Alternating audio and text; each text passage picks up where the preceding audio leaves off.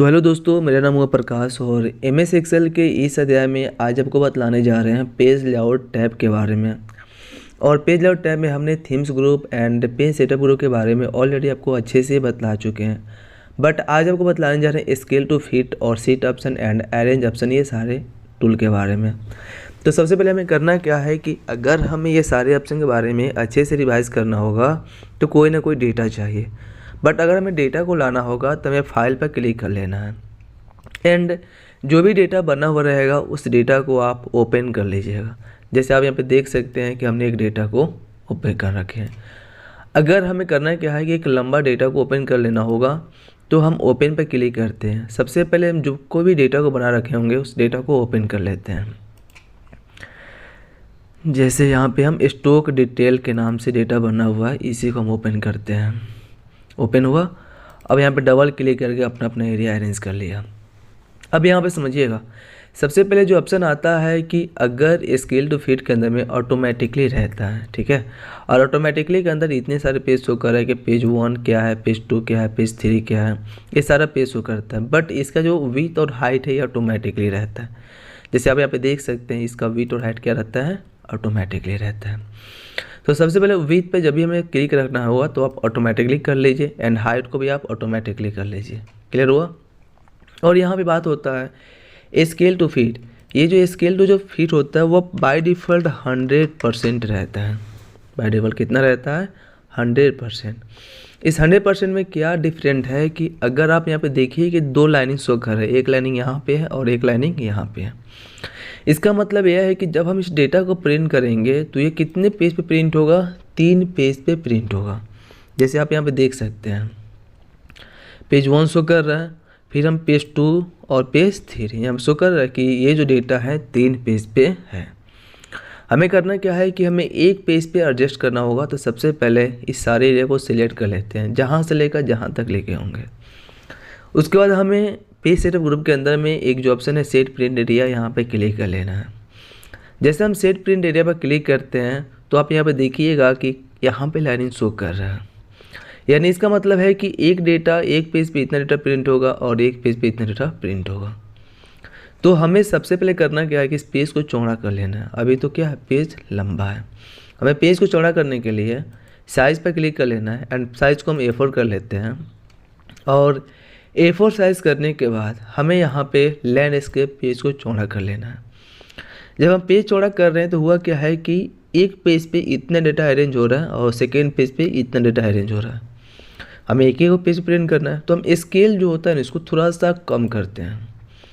जैसे थोड़ा कम करेंगे तो ये आगे की तरफ ये आएगा। फिर से हम थोड़ा और कम कर लेते हैं। 85 हुआ, 80 करते हैं। 80 पे नहीं हुआ, फिर हम यहाँ से चलिए 75 किया। अब ये क्या हुआ कि हम जो सेट प्रिंट एरिया किए हैं ना, तो जितने एरिया को आप सेट प्रिंट कीजिएगा उतने ही प्रिंट होगा। और स्केल टू फिट इसलिए किया है कि हमें एक पेज पे प्रिंट करना होगा तो अक्षर थोड़ा छोटा होगा बट यह एक पेज पे प्रिंट हो जाएगा। जैसे हम यहाँ पे प्रिंट पर क्लिक करते हैं तो देखिए एक पेज पे प्रिंट हो गया। इसीलिए अगर हमें स्केल टू फिट का ऑप्शन का वर्क रहता है कि अगर आप जितने एरिया को कम कीजिएगा स्केल टू फिट अच्छा से शो करेगा। अगर आप इसे PDF में कन्वर्ट करना चाहते हैं तो सेव एज पे जब क्लिक करेंगे तो अगर हमें डेस्कटॉप पे सेव करना, डेस्कटॉप पे क्लिक कर लेते हैं एंड हमें PDF में, तो यहाँ PDF का ऑप्शन आएगा, PDF में सेव कर लीजिए। इस ऑप्शन पर क्लिक करेंगे, सेव पर क्लिक कर लेते हैं एंड यस कर लेते हैं। तो हुआ क्या है कि हमने जो डेटा को बना रखे हैं ना वो PDF में कन्वर्ट हो गया है। अब यहाँ पे थोड़ा एक बार PDF को भी ओपन करके देख लेते हैं कि कैसे शो कर रहा है। तो जैसे यहाँ पे PDF किस नाम से था, स्टॉक के नाम से। तो एक बार देख लेते हैं कहाँ पे है। डेस्कटॉप पे ही सेव किए थे बट वो डेस्कटॉप पे किस नाम से सेव हुआ होगा पहले देख लीजिए। तो डेस्कटॉप पे ये जो सेव हुआ स्टॉक डिटेल मैनेजमेंट के नाम से। और यहाँ पे थोड़ा सा देख लीजिएगा स्टॉक डिटेल मैनेजमेंट के नाम से वो डेटा कहाँ पे है।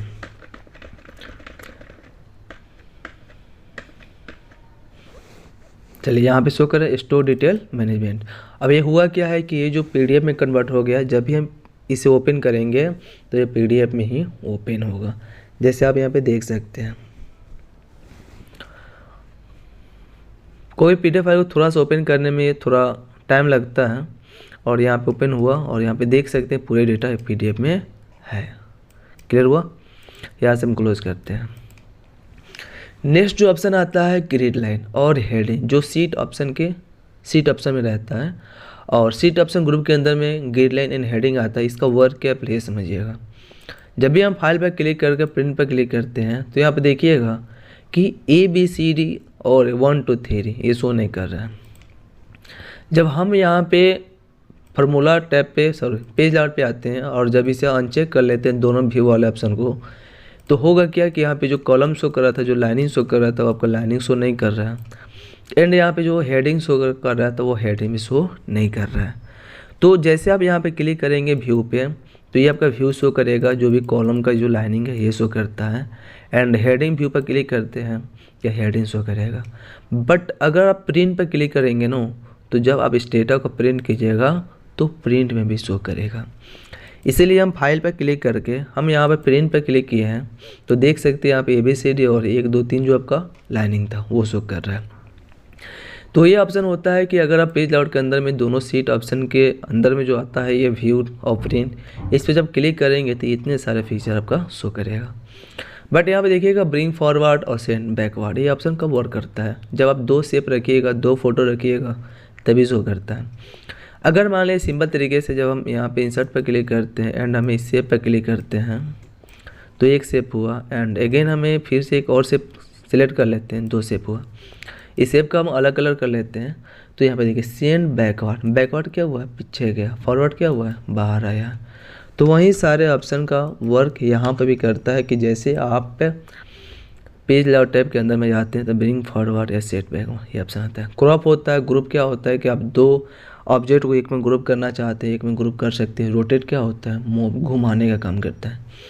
जैसे ग्रुप करना होगा तो हम यहाँ पे शेप पर क्लिक करते हैं और एक शेप लिए, अगेन हम यहाँ से एक और शेप ले लेते हैं और 2 सेट कवर किए। ठीक, अब यहाँ पे करना क्या है कि रोटेट क्या होता है? मूव होता है, नहीं घूमता है। यहाँ से रोटेट किए। अभी तो मेरा एक शेप तो सिलेक्ट ही है। जैसे हम कंट्रोल बटन को प्रेस करके और यहाँ पे इस शेप पर क्लिक करेंगे तो हुआ क्या? दोनों शेप सेलेक्ट हो गया और ग्रुप वाला ऑप्शन वर्क कर रहा है। ग्रुप हो गया, दोनों एक में ऑब्जेक्ट कन्वर्ट हो गया। अब कहीं पे भी इसे मूव करेंगे तो दोनों यह एक साथ मूव होगा। क्लियर? बट जैसे भी इसे अनग्रुप करते हैं तो हो गया ये अलग अलग हो जाएगा, ये अनग्रुप हो गया। तो ये ऑप्शन होता है कि जब आप पेज लाउट के अंदर में जाते हैं तो सेम ब्रिंग फॉरवर्ड, सेक बैकवर्ड और ग्रुप और रोटेट का। तो इस वीडियो में आपको हम कवर किए हैं कि पेज सेटअप, पेज लाउट के अंदर में ये जो स्केल टू फिट जो ग्रुप होता है इसके अंदर में इतने जो ऑप्शन आते हैं इसके बारे में, एंड स्ट्रीट ऑप्शन के बारे में एंड अरेंज ऑप्शन के बारे में। तो मिलते हैं नेक्स्ट वीडियो में नेक्स्ट टॉपिक के साथ। प्लीज़ आप मेरे यूट्यूब चैनल को लाइक से सब्सक्राइब जरूर कीजिएगा।